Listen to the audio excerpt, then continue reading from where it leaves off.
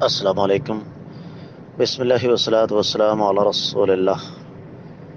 سوال آ گیا ہے کہ ایک آدمی سنتیں پڑھ رہا ہے، ادھر سے جماعت کھڑی ہو جائے تو سنتیں پڑھنے والا کیا کرے، اور جو اس نے سنتیں پڑھ لی ہیں ان کا کیا بنے گا؟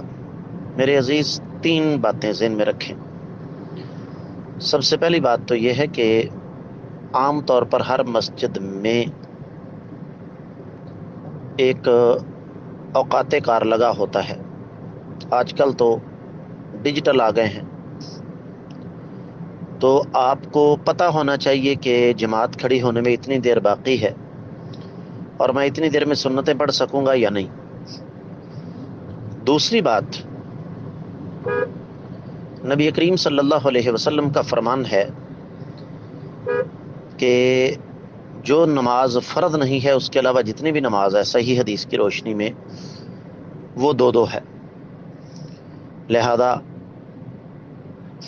آپ زور سے پہلے والی 4 سنتیں پڑھیں یا عصر سے پہلے والی 2 کر کے پڑھیں۔ تیسری بات، نبی علیہ السلام کا فرمان ہے اذا اقیمت الصلاۃ فلا صلاۃ الا المکتوبہ، جب فرض نماز کھڑی ہو تو سوائے فردوں کے کوئی اور نماز نہیں ہوتی۔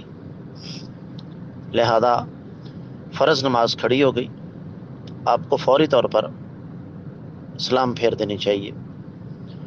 اور چوتھی بات یہ ہے کہ آپ نے سلام پھیرنے سے پہلے جس نماز کو درمیان میں چھوڑا وہ آپ کو دوبارہ پڑھنا پڑے گی۔ مثلا فجر سے پہلے والی سنتیں آپ پڑھ رہے ہیں اور آپ ابھی پہلی رکعت میں کھڑے ہوئے، یا فرض کیجئے کہ پہلی رکعت پڑھنے کے بعد ابھی آپ نے ایک سجدہ کیا، دوسرے سجدے میں تھے کہ ادھر سے جماعت کھڑی ہو گئی، آپ سجدے سے سر اٹھائیں گے، وہیں سلام پھیر دیں گے، اور فجر کی سنتیں سلام پھیرنے کے بعد دوبارہ ادا فرمائیں گے۔ یہ نہیں ہو سکتا کہ جو ایک سنت میں نے پڑھ لی